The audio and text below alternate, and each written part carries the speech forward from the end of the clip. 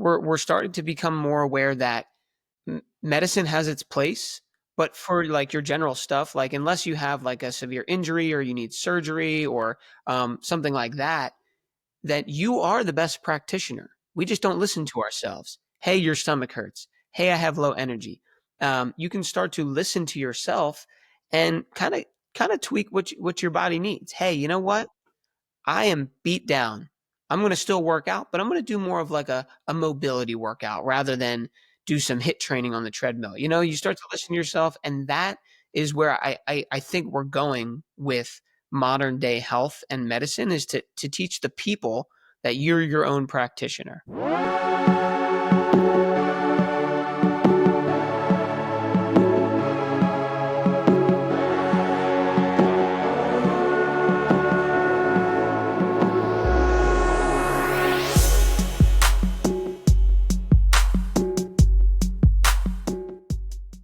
All right, welcome back to the 1% Better podcast. Today we have on Sean Calhoun. Sean, welcome. What's going on, Chuck? Glad to have you. So, personal trainer and health specialist and the founder of Arete Athletics, specializes in functional training, strength development, and also sustainable health habits.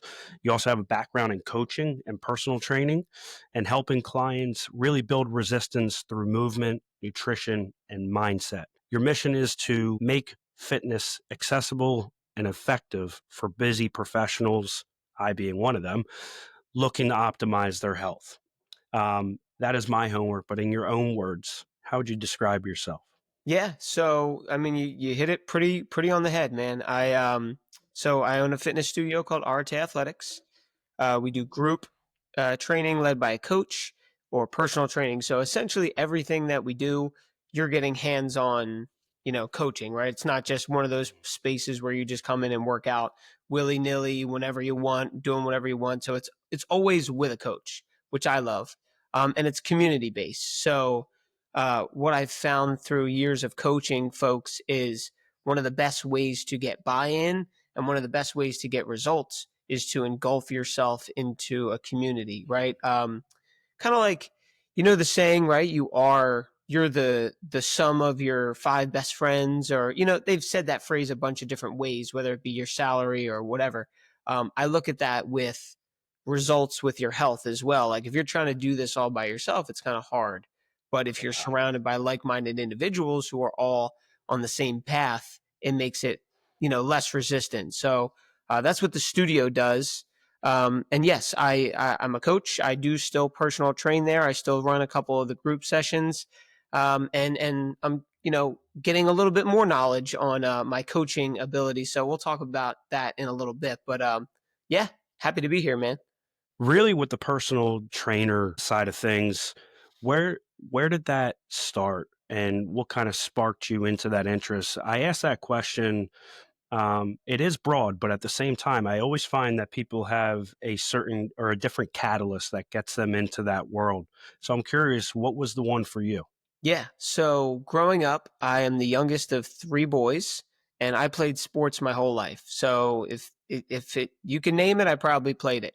Um, Going into high school, I played football, soccer, rec basketball, lacrosse. So those were my main sports, and my goal was to play college lacrosse. Like I kind of shifted my focus from the other sports and was like, all right, I love lacrosse so much, I'm going to go play if my life depends on it, right? I'm going to play college lacrosse. And I got that chance, and I got a scholarship to go to Chestnut Hill College, and play for one of my, favorite coaches there. And my senior year of high school, during soccer season, I got a concussion during practice. We were cleaning up the balls, and one of my friends blasted a shot, hit me square in the side of the head, and it kind of took me out. So I started having symptoms from that. I chilled. I rested, and then I was the kicker for the football team, believe it or not. So I got hit playing football, another concussion, and then that was my senior year of high school, and I'm like, all right, whatever, I'll still go.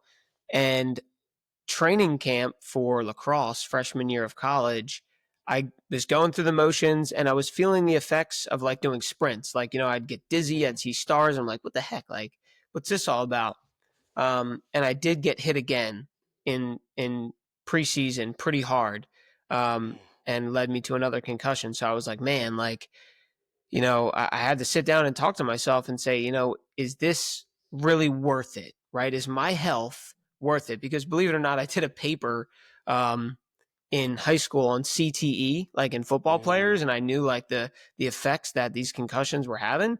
So I was like, man, like I don't want to go down this route. I mean, I love lacrosse, but it's causing me to feel like crap, and I'm only 18, 19 years old. So the long story is to just say that I had to stop playing. I made the mm, decision.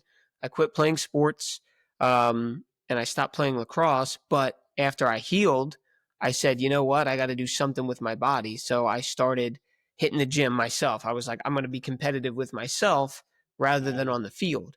So I started lifting weights, and just dedicating myself to that. And people started to notice and say, hey, man, I noticed what you've been doing in the gym. Can you help me out? Can you give me some pointers? So it really just started with me working out with friends, and them asking me for accountability and a little bit of tips. And it stemmed into me saying, I think I could. I really enjoy helping people doing this. And so then I pursued, getting all of my certifications, and doing it the proper way. I find it amazing.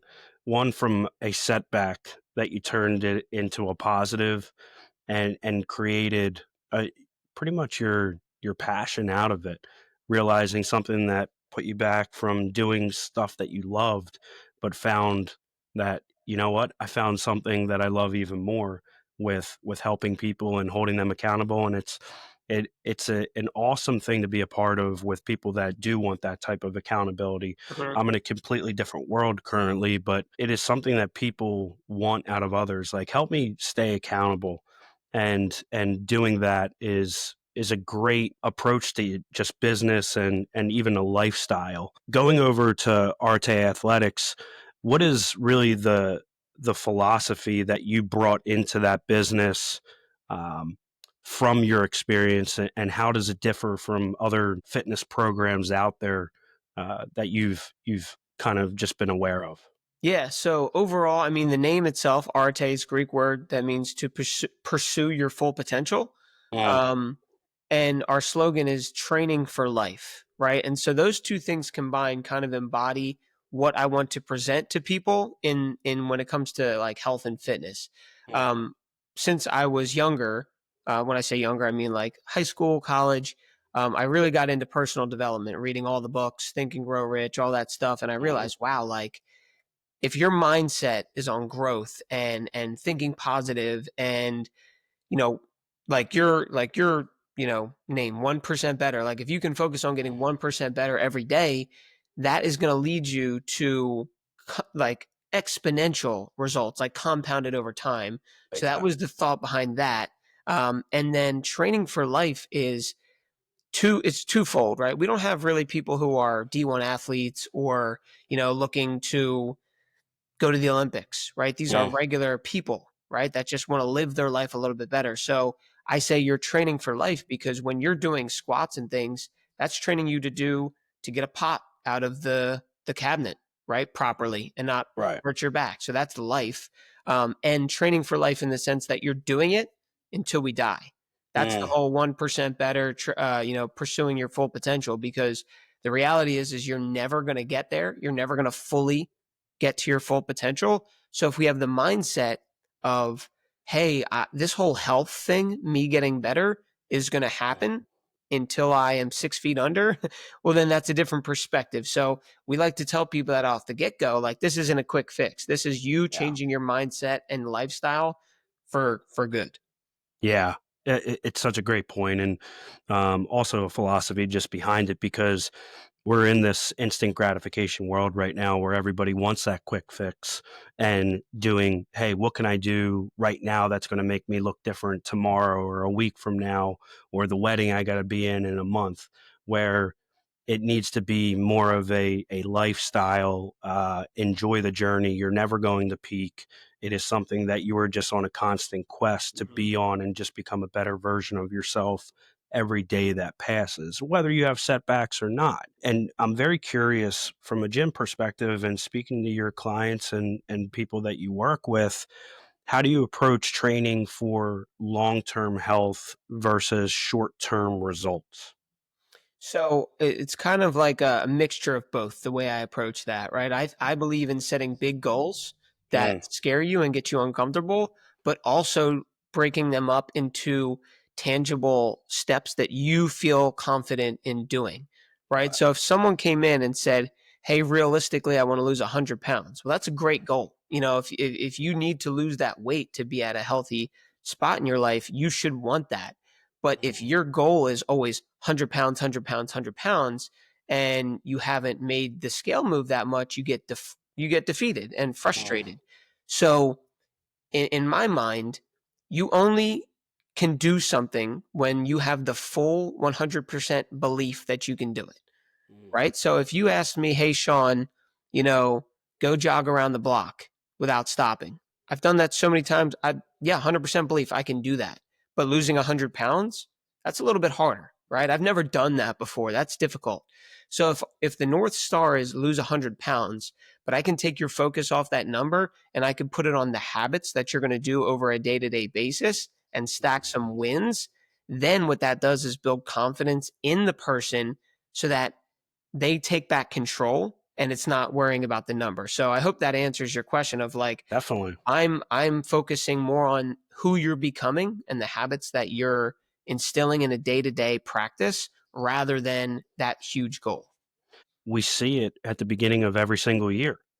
Everybody sets their New Year's resolution and goal, and you see this influx of people going to the gym, and but they don't get there because they don't have the routines, they don't have the habits built, Mhm. and they really don't have that plan for success other than I'm going to go to the gym. As we all know, if you don't have a plan in place, you're really not going to make anything happen with it. So yeah, it completely makes sense. I'm also curious from a standpoint of what are the misbeliefs that people come into with it? Yeah, I mean that's really everything right there is like I said the mindset and the limiting beliefs are Mm, what hold people back from actually making it happen. So there's a couple things actually. And I mean I could talk on this for a while but I'll point out a few.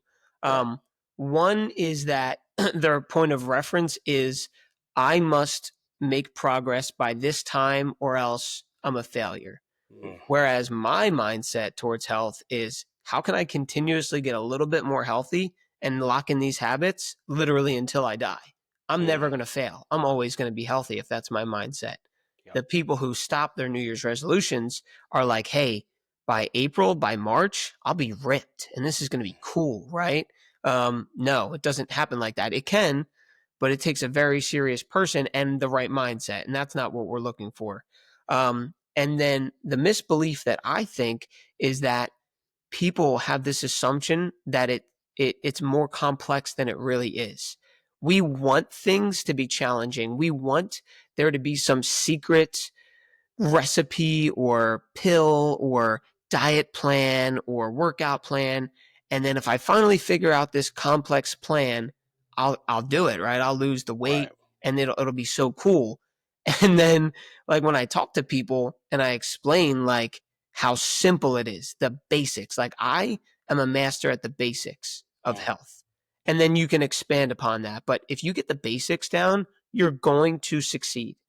yeah. So I think the big thing is their approach in how fast they think it's going to take, and the fact that they think it's more complicated and complex than it really is.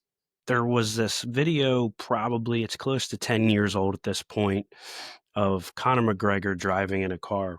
And he has such a powerful one line or two lines that he says. He's like, there's nothing fancy about it. There's no secret to it. It's just showing up every day, putting the work in, and that's it. Mm-hmm. Reap the rewards. Granted, he is much different than that version of who he was, but the message, I mean, is absolutely spot on.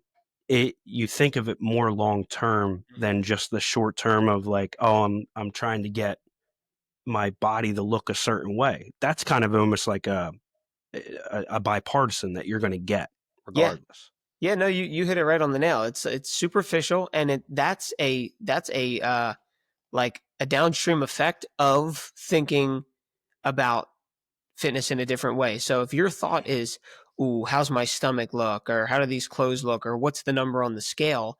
That's Mm-hmm. very like one dimensional, and it's you're focusing on like that outcome. Where instead, what I try to get people to do is think about, how do I feel? How is my sleep? How is my energy? How is my mood? All of those things are going to come together Sleep. Yeah. and create a higher quality of life, right? When you think about what would your optimum life look like, it's like, well, I have good energy, I'm present, I enjoy what I'm doing, there's no pain, right? Those are the markers that you should look at. So if you say, hey, I walk a mile on the treadmill every day, and boy, my energy's good, I start to sleep better at night, and you notice those things, you're going to do that habit more frequently than the Okay. person saying, oh my God, the scale didn't move. You see what I'm saying? Mhm. Absolutely. That pain sometimes, like the day after going to the gym or doing a PR, like that pain doesn't hit as hard to where you're like, oh, I don't want to go through that pain again, because you know what it's actually going towards in the bigger scheme of things. Um, I read a book recently, Peter Attia's book, Outlive, and it's about the four horsemen that catch up with everybody because of just poor health and what we put into our body as far as eating and things like that. Mhm. And it really was such an eye-opening book and information of shifting the conversation from medicine 2.0 to medicine 3.0. And the funniest thing about it, man, that I get such a kick out of it is medicine 3.0. A lot of it is free. I want to shift a little bit more towards the mindset and discipline side of things that come into all of this. And coming up with a plan is obviously extremely important. Knowing your goals and what your program is going to be all about. How do you get people through those mental barriers that prevent them from staying consistent? First step is to seek advice from someone who has what you want. I think there's a lot of Mm, coaches out there, and if they don't have what you want, you probably shouldn't listen to them. Like, that sounds cruel, but like, yeah. I wouldn't go to a heavy personal trainer, right? They haven't proved that they could do what they say they want to do. So that's one thing. Then the plan, right? They have to have some type of step by step plan. And then where everyone, not everyone, where a lot of people get held up is that next step where it's like, okay, how do we adhere to this plan? Mhm. Well, I think that it's like a twofold thing. Like, you have to have the buy-in that you're going to do whatever it takes no matter what, right? So a couple ways that you can do that is your why has to be big enough. So Mhm. if you went to the doctor and they said, "Hey Chuck, man, you've got, you know, type 2 diabetes, you've got high cholesterol, high blood pressure. This isn't looking so good, man. Like, you got a little kid, do you want to be alive to see them at their wedding?" Like, those type of things. And you say, "Wow, that hit hard. I'm going to do whatever it takes Yeah. to achieve this goal. Like, I'm going to listen to my coach when they tell me to do things, even when it gets hard." That's half of the battle. So your why. And then you have to be committed. You have to be able to give up something, whether it's your Yeah. time, whether it's a hobby, whether it's hanging out with certain people, whether it's eating certain foods. And the best way that we do this is our money, right? Mhm. When we pay for something, we pay attention.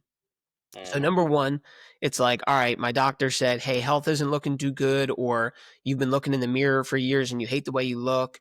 You and your wife aren't as intimate. Something happens, right? Mhm. That's your why. Yep. Then you come to me and I'm like, here's a free program. Go check this out. I'll give you the three tips. You're never doing it. You're No. never doing it.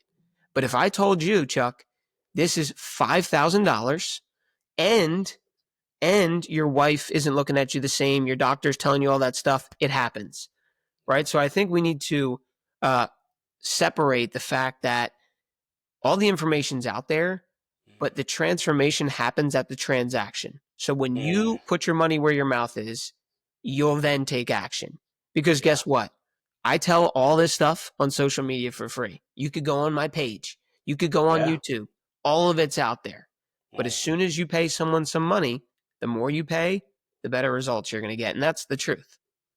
Like you really think about it. Like I look at it at even a micro level of buying creatine. It makes you don't want it to go to waste or pre-workout. Let's use pre-workout. It's like I just spent money on this. I have to make sure that I'm using it. So you take it and you start doing your workouts more often than not because you're like, oh, I didn't want to waste this, and then you start building momentum from there. Mm-hmm. That's such a great point that I never really thought about. Is Well, like, yeah. I mean, I look at it like in all areas of life. Hmm. Like if I gave you if I, if you bought your wife a purse from Walmart and it was $20, Hmm. and she grabs it, she forgets it, she's throwing it on the floor, but then you go buy her a $10,000 Louis Vuitton bag. Well, now that Hmm. thing's got, it's in the closet, it's tucked away, comes out for nice occasions. It might be the same quality, even though we know it's not, but you get what I'm saying, right? Totally. You paid way more money for that, you're paying attention to it, and you're gonna get more out of that. It's a really interesting concept, I think it's really important to anybody that is putting people into those types of positions to really showcase that. How are we helping people out? I'm really just inspired myself from hearing you talk and what you and your why of why you do this. Is there anybody that we can use mentors, accelerators, or personal growth people, books, things, all the above that really have inspired you through the years and still do to this day? Yeah, man. I believe that you should always be learning and Mm, always be getting coached. That's why I started with books when I was younger, because I didn't know what else to do. I just knew that, there were some cool books out there. And when I read a couple good ones, it mm, sparked my mindset for more, right? So back to the whole concept of you are who you surround yourself with. mm, I was like, man, okay, if I don't know these people right now, like yourself, like if I haven't met people like you just yet, well, then how do I get access to that? There's social media, and you can yep. use social media to your advantage by, filtering out the people who are posting about their cats. Nothing against them, but there's some pretty inspirational people in there. There's Yeah. their books, and you can pay for mentors. I've had many coaches and mentors over the years, thousands of dollars spent on them. But a couple of them, Andy Frisella, he Oh, yeah. owns First Form Supplements, and he's got a great story, and he speaks authentically. Ed Milet has an awesome podcast. Um, there's a couple people, and then there's some like not so famous people who are in my niche, Yeah. that I follow and have been like amazing energy and influence on me to just keep stretching myself, keep getting a little Mm. bit better. So that's how I do it. I do the same with my own type of growth, and it goes back to a point that you said right at the beginning of this podcast. You're most like the five people you surround yourself with, and I think that also applies to not just the people that you surround yourself with physically, but also what you're listening to. Like, are you following the news constantly and putting Mhm. that negativity into your brain, or are you listening to like really good interviews, really good podcasts, reading up on nutrition, overall health, sleep. The list goes on. And I think that is exactly what you were just talking about, what really applies to this that helps you grow exponentially every single day or exponentially over time, but every single day you're just putting that type of work in. Um, Sleep. I got to ask you about this. I think we're getting much more educated on the optimization process of it, but at the same time, I'm very curious where your mind is at with sleep and what you do to optimize it. Yeah, I mean that's one of those fundamental things, like you said, like removing all the distractions and doing what we need to do. I feel like this world that we live in has kind of dug us a hole, right? The Mm, quality of foods that we're eating are less good, right? They're not as high mhm, quality. Distractions, toxins, all that stuff. So removing it is key, and getting back to basics. So sleep is the like utmost important thing. I mean, we've all foundation. been there, right? If we didn't get a good night's sleep, we're basically useless to the world, right? And that's why they use sleep deprivation as um a technique to torture people, right? It's like a Mhm, legit thing. So anyway, how do I optimize it? Um, what the main driver is consistency of sleep and wake times. So as humans, we work on a diurnal pattern, which means we are awake with the sun, and we should be asleep when it's not out, right? And that's driven from different hormones like cortisol and melatonin and the production of them throughout the day. But without getting down a rabbit hole of that, the best thing that you can do is to wake up and go to sleep at the same time 7 days a week. Mm, That becomes an issue because a lot of people work Monday through Friday, and then Friday and Saturday comes and they're like, why not? Let's stay up a little bit later. Even if you're not the partier, even if you're not going out drinking, you're like, you know what? Screw it. I'll stay up till 11 or 12 because I can. And that will throw us off. So one thing, and the biggest determinant factor of your sleep quality is the times that you go to sleep. Have it be consistent. Another thing is it starts in the morning. So when you wake up, getting some sunlight. So going outside for 5 to 10 minutes and just being exposed to the sunlight. If it's cold, you can sit by a window and doing some breathing, right? So mm, you're telling your body with the sunlight hitting your eyes, it's time to wake up. It's time to have energy. It's time to be awake during the day. And then conversely, at nighttime, dimming the lights, right? Like I have mm, a bright light on me right now. We're looking at screens which emit blue light. Our phones have blue light. And what that does, even if you're not thinking about it, it's telling your brain that it's still daytime. See, your eyes yeah. are windows, right? They're like clocks. So if they're seeing that light, it's telling your hormones and your body that, hey, it's still daytime. Let's have energy. And then we wonder why we can't wind down. So there's a lot of things. That's another one. Giving yourself some time before bed to eat, like 2 to 3 hours before bed, stop eating. Mhm, But I mean, shoot, I could go on for a little bit longer, but those couple things alone are huge. So same bedtime, same wake up time, even on the weekends, mhm. giving yourself some time to digest and getting morning sunlight. I promise you, you'll feel like a different person. Do you do anything to optimize your bedroom? Oh yeah.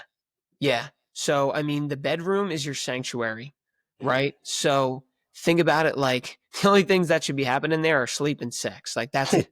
Yeah. Pretty much. So you don't want light. So if you Yep. if you need to invest in like dark curtains, but Yep. believe it or not, like I wear a mask. Like I thought I would never be the guy. Like I was like, that is so corny. Like who wears an eye mask to sleep? Like, is that Mm, even a real thing? And now I do it. Game changer. Um, I have no like the TV's never on. So the minimal electronics you can, the better. The darker, the better, and the cooler, the better. Really, if you're somewhere between 64 to 68 degrees Fahrenheit, that's at optimal sleeping temperature, so that it lowers your core body temperature. yeah, I love that. Do you also where's the phone sit? So here's the thing: the phone is my alarm, and Mm, you don't want it near your head. So the yeah, best thing that I could do for now is I just put it on the ground. interesting. Um, One thing that I do though, because you know, some people might think this is woo woo, but like, you know what EMFs are? No. Electromagnetic frequencies. Is that coming off of the phone? Correct. Any type of electronic Wow. device gives off an electromagnetic frequency. So think about it like someone could call my phone and that's Mhm, coming in, right? It's got to go through somewhere. So it's passing through us. And mhm, those frequencies keep our body in fight or flight, which doesn't allow us to get good sleep. So, removing electronics from the bedroom, if you have anything plugged into your bed, mhm. like, behind your bed, unplugging those. And if you live in a single family home, unplugging your Wi Fi router at night is a good habit to get into as well. No kidding. Because, yeah, if your phone's in your bedroom and it's got Wi Fi, well, there's a signal that's being transmuted to the phone from your Wi Fi router. So Yeah. if you turn that off, you should start to feel a little bit deeper of sleep. Is there a certain distance that it needs to be away from you? So, like, what is the optimal distance to keep it away? Is there one, or does it really kinda depend? So here's the thing. I won't try to speak on anything that I'm not well, Sure. educated Yeah. on, and I don't know. I don't know if Yeah. there's a specific radius that Mm. if it's 10 feet away from you, then you're good. Yeah. I have learned though, just try your best not to have it right next to your head. Yeah. Right? Like, so for example, I like put it on the floor so it's not level with my body. Instead, Sure. I mean, I know people who literally it's on their bed next to their pillow. Oh, And I yeah. mean, that's probably not the best all night. So yeah, I mean, try to put it on the floor or across the room. The Mm. other perk if you do it across the room is now you have to physically get out of bed to turn it off, which will help you to wake up. And to that point, I want to mention snoozing your alarm, that's a bad habit as well. Mhm. Because when we're sleeping, we're going through cycles of about 90 to 110 minutes, and you go through like 4 or 5 of those every night. Your alarm goes off, and now you're out of that cycle and you're up. Well, then when you snooze, you're telling your body, hey, let's go back into another 90 to 110-minute cycle. But then what do? You wake up again in 20 minutes, and you just caused yourself to be even more groggy in the afternoon instead of you just got cheap sleep for 20 minutes. It didn't do anything for you. Right. That's a circadian rhythm, correct? Well, that's more so like your sleep cycles. Okay, Circadian gotcha. rhythm is your cortisol distribution throughout the day, but that is Got like, it. yeah, you just tried to go back into a another sleep cycle and you said, "Nope, we're up in another 20 minutes." Outside of sleep, what are other overlooked aspects of uh, the recovery process? Because as much as we're improving ourselves every day, recovery is synonymous with it, and it is something that you have to do regardless. So, what are other aspects that are kind of overlooked in the recovery process people should be prioritizing? Yeah, so I look at recovery as recovery and like stress reduction in general. There's stressors from food that we eat, from the exercise that we do, from work, from kids, from life, right? We are always being hit with different stressors. So when someone thinks of recovery, like you might think I'll say like, hey, you should foam roll. And like that's cool. It does help your muscles and you should do that. But the one of the best things that I've done for recovery is walking. Yeah, Walking outside preferably. But I mean if it's cold, get on a treadmill. But I don't think there is another tool that has reduced mental stress, physical stress, um, brought good feeling receptors like dopamine and serotonin into my body than a walk outside will do. And it's literally free. yeah. That is my number one recovery tool is walking. How far do you go? Depends. I've done 75 hard. You know what 75 hard is? Mm-mm. It's Andy Frisella's mental discipline challenge, but with Oh, that, cool. one of the things you have to do every day is walk out or do a 45-minute outdoor walkout. So sometimes it's 45 minutes. Recently, it's been cold, so it's been more like 20 to 30. Yeah. But yeah, anywhere from 20 to 40 minutes. I totally agree with the walking. Like that is something that I've almost become addicted to is walking because of the results that it helps me just with getting receptors and everything just firing in my brain before like an important meeting. I actually was on the treadmill before we hopped on Hmm. just to get my mind going and sharper as we have our conversation.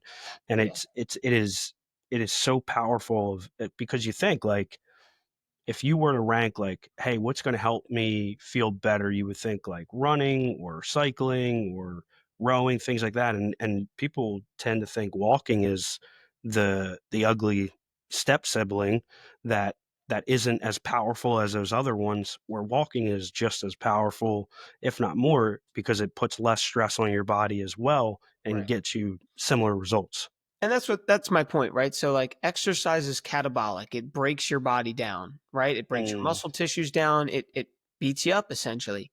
So if yeah, we're already stressed from work, from lack of sleep, from eating processed foods, and then you go beat your body up on a daily basis in the gym, you're having a negative effect on your health overall rather than a benefit. So I'm not saying don't work out hard. If you enjoy it, you can go crush the weights. You can do your running if you'd like. But for me, it's all about optimizing my routine. So I love to mhm, strength train, lift heavy weights, right? Put strain mhm, on the muscles and go for long walks. I mean, those two mhm. things are. it leaves me feeling the best is all I'll say. I'm not saying everyone's an individual, but that's how I feel. What about cold plunges and saunas? How you feel about that stuff? Love them. Love them. Do you do any of them right now? Yeah, so I don't have access to a cold plunge. So what I do is after I shower, I rinse off with cold water for like 30 seconds. And that, I mean, it gives you a similar effect, not the same as submerging in water, of course, but man, Sure. wakes you up, gets some oxygen to the body. So I do that in the shower, and then I'll sauna if I can shoot 2 to 3 times a week. But I mean, Love it. there's been studies saying, like, 3 to 5 times a week of like a 15-minute sauna is going to Mm. improve your health, your detoxification, your mental clarity. Like it, there are so many benefits to doing those two things. It's incredible. What you just mentioned about the cold plunge, I don't have access to it either. I mean, we can jump in the Schuylkill or something like that, but I prefer not to just because of everything else that's floating in there. Yeah. But I just think about like what that has done for people, the sauna side of things, the I mean, I'm probably going to get hit with 12 more ads now that since we're talking about it right now. They're both so powerful and I was doing them. I didn't have my license for 6 months and I'm getting it back next week, which is money just from a Yep. standpoint of being able to travel and do more things. Last piece that I would love to ask you on is like I your posts are really really good. If anybody listening is not following Sean yet, obviously we're going to be putting his information in the bio and everything here, and he'll give handles at the end. You give great tips on just diet and how like really good whole food to be eating and things that really bring your energy up. What have you been learning about that has really taken you to the next level with your relationship with food and also something that has just become a pillar in your diet? Yeah. So diet is huge. And like you were saying, my relationship with food is, I think, very good. It's probably better than it ever has been. Mhm. And that all comes from your mindset towards it, right? So I think number one, let's just stick with whole foods, right? As close as it can be to how God put it on the earth, the better, right? Yeah. Let's start with that as a baseline. So if you're like, hey Sean, what should I be eating? It's like, how many ingredients does it have on the label, right? Let's get it to be Mm. as small as possible. So whole foods are key. Another thing is that when you are understanding what your body needs, it takes a couple things. So you have to track your food. And I don't personally track everything that I eat at the moment, Same. but I did for a long time. So I understand that when I eat certain foods, how much protein I'm getting, how many carbs I'm getting, right? And unless you're trying to be a bodybuilder, you don't really need to do that for a prolonged period of time. You need to do it until you get it and Mm. then listen to your body. Yeah. I am have been eating more intuitively. So when I eat a meal, I'm asking myself, how do I feel? Am I full? Am I in a good mood? How's my energy? If all of those things are in alignment, then I've eaten a good meal, right? If Mm. I ate food and I'm like, oh my god, I need a nap, my stomach hurts. You're the best doctor in the room. Listen to Yeah. yourself. Start to make those adjustments. But you can do that when you're eating whole foods, because it's like if you ate a banana and some peanut butter and a rice cake, there's only a couple things there. You can kind of pick and choose and get that banana out of there, and maybe that caused a problem. Do you know what I mean? Mm. So Yeah. I started to be more intuitive, but I will tell you, um, when you can't eat all whole foods, right? I eat jarred stuff and things in boxes. What I've been looking out for are added sugars, Mhm. refined grains, and seed oils, right? So the sad part about it is, like, I know I should be making my homemade Italian sauce because I'm Italian, but I eat jarred sauce a lot, right? If Yeah. you go to the grocery store and grab one randomly and flip it over, it's probably got 12 to 20 grams of sugar, added sugar in it, Added. Yeah. right? And you thought you were having pasta. And then for breakfast, you had, cereal. That's got 30 grams of added sugar. And then for Mhm. lunch, you had a deli sandwich with a granola bar. Granola bars are supposed to be healthy, and that's got another 15 grams of sugar. So Mm. you are eating these foods thinking, hey, I ate regular food. I didn't have any dessert today. No cookies, no sweets. I did great. When in reality, you might as well have had a Snickers bar because you Right. ate that much added sugar. So what I've been doing now is just flipping the logos over, flipping the labels over. How much added sugar does it have? And try to get the stuff with no added sugar or very minimal. It's such an interesting point of where people think they're eating healthy and don't even realize it, and no fault to them because your brain isn't trained to continue to look at labels Mhm. as we need to be now. It's almost like being more cautious of like, okay, walking out of my house, check for traffic if I'm crossing the road and things like that. Where if you grow up in a neighborhood, you don't do that as often. Yep. But it has becomes so. I mean, the food out there now is like very subjective of even calling it food. An interesting story that I'll tell you real quick. We went to Italy a few years ago and we were eating over the, I mean, obviously we're eating over there. Food's incredible, but we were having so many meals, walking everywhere. So you're walking the food and everybody, all my friends over here were saying, you're going to come back so much heavier. And I'm like, yeah, I'm going to eat a lot. I'm going to drink a lot, yada, yada, all these things. I came back lighter. And the most interest or the craziest thing was when I got back for the first 2 to 3 weeks, I was having massive headaches. And I'm like, whoa, what is going on? And Mhm. I wasn't eating, like you said, might as well have a Snickers bar, things like that. I'm like, I'm not eating anything weird. Then this was like kind of the beginning of the shift to really paying attention to the food and everything that's happening right now. And I'm like, it's got to be our food. Mhm. Like, my wife was getting headaches, and she never gets headaches. Mhm. So we're thinking, we're like, "Holy crap, we just saw the difference in true organic stuff versus what additives are being added in our diet on a daily basis that we're not even really paying attention to." So we're very conscious of it now. Still, like you said, not everything is whole food, but really trying to make more of an effort towards it, especially after getting my brain scooped. Yeah. So, Yeah. well, I wanted to. Sorry, I didn't mean to cut you off. I No, just no, wanted to no. You're point good. out what you just said there. I call that the pebble in the shoe analogy. A lot Mm, of people in America are living their life in some type of pain where it's like an acute headache or like some low back pain or something like that, and they have just deemed it as normal, so they go mm, about their life. And then when a scenario changes, like, hey, let's take a trip to Italy, and we're eating food that was handmade and it's organic and processed right there, and you're walking around a lot, and you're, guess what, I haven't been there yet, we're going soon, but everyone says about how low stress it is. People are laid back. They're not in a rush to get back to mm. the office and work No. 36 hours in one day. So you were less stressed. You were walking more and getting your recovery, getting sunshine and eating real food. What do you know? You lost Yeah. some weight and you ate more food. It's a crazy concept, right?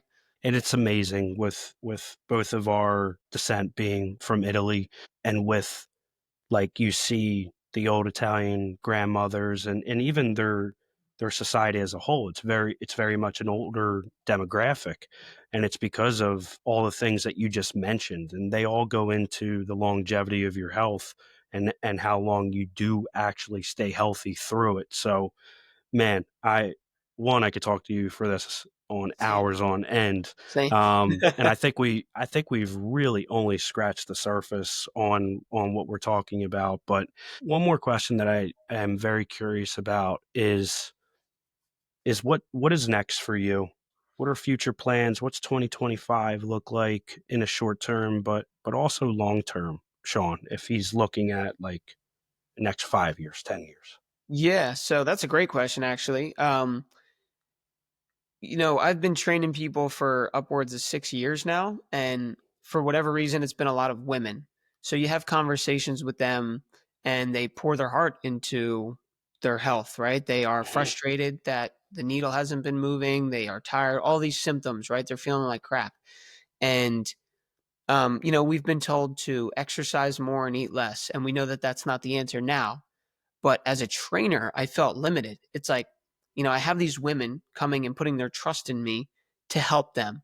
And they're Mm, doing the things. They're making some adjustments to what they're eating. They're exercising. I see they're exercising because they're doing it with me and they're doing yeah. great there. But yet some of the things aren't changing. So I took the approach that I needed to get better, right? It wasn't Mm, about them not being compliant. It wasn't about them. It was all about me. And and mm, and I needed to improve my value and my skills. So what I did was I've been in school. Essentially, I'm getting certified to become a functional health practitioner, someone that nice. can run functional labs, someone that can look at your hormones, your digestive system, your immune system, your oxidative system, and show Mm, you with clinical data stuff that your doctors won't run. By the way, this is all not covered by insurance. Um, yeah. and be able to give you an in-depth look at what is actually going on with you, the individual. Like I said before, we are Oh, I love that. all very bioidentical, right? So what works Mm, for me won't necessarily work for you. mm, Um, and so that was my approach. So I'm almost finished school. So the next, year to 5 years is going to be focusing on diving deeper into people's health and being able to give them a protocol that is so specific to them, based on science, based on data, and based mhm. on them as a person, rather than saying I have this symptom. Here's this pill. It's like, no, let's go into the nitty gritty and heal this from the inside out with Yeah. natural remedies. Oh man, I absolutely love that route you're taking, man, and you're on the forefront of it, and it's definitely going to lead to a lot of good things for you. Not just saying that, like it's from a standpoint of like this is where we are going as a society of getting away from, hey, take this pill to fix X, but it really doesn't fix it. And Mhm, then you're stuck on it for the rest of your life for mhm. a lot of the time. Whereas if you just change some lifestyle changes with your diet and things like that, you cure it. So it's very interesting. Yeah. To your point, I would say a lot of them are simple, but they're not easy, Yeah. Great way right? of putting it. Right? Yeah. Like, if you do those foundations that we were talking about, like, you're gonna improve your life. And, yeah, I think we're starting to become more aware that medicine has its place, but for, like, your general stuff, like, unless you have, like, a severe injury or you need surgery or, something like that you are the best practitioner. We just don't listen to ourselves. Hey, your stomach hurts. Hey, I have low energy. You can start to listen to yourself and kind of tweak what your body needs. Hey, you know what? I am beat down. I'm going to still work out, but I'm going to do more of like a mobility workout rather than do some hit training on the treadmill. You start to listen to yourself, and that is where I think we're going with modern day health and medicine is to teach the people that you're your own practitioner. Sean, this has been awesome having you on. Last question I have for you. What does 1% better mean to you? 1% better means that you are grateful but not satisfied. That you can sit in a present moment and embody all that you have in life, right? But still have the mentality that there's more. Mm. You know what's so cool about asking this question to everybody? I get a different answer every single time. I You bet. would think like you would start catching patterns. It's different every single time, and no knock to anybody else, but that was one of my favorites that I've heard. So, That's awesome. um, really, really cool to hear that. Where can we support you? Follow Yeah. you, everything above. Obviously, like I said, I'll put it in the description, but would love to hear from yourself. Anything that isn't out there, maybe even right now, but even on the horizon too. Yeah, I mean, right now, I'm on all socials at Sean Calhoun _. So Facebook, Instagram, you can DM me, message me on there.